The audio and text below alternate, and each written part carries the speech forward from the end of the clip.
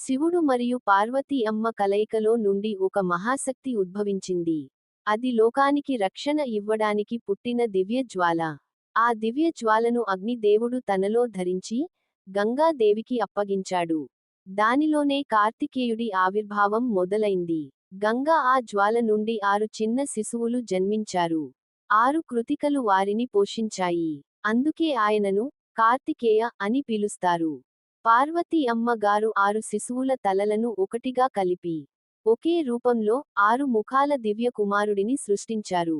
తన కుమారుడికి దైవికమైన వెల్, శక్తి ఆయుధం ఇచ్చి, ధర్మాన్ని కాపాడుము, దుష్టులను నాశనం చెయ్ అని ఆశీర్వదించారు. దైవిక వేల్ చేతిలో పట్టుకుని, కార్తికేయుడు తారకాసురుని సంహరించి, లోకానికి శాంతి తీసుకువచ్చాడు. ఈ సుబ్రహ్మణ్య జననం విన్న చదివినా అనుకున్నది నెరవేరుతుంది.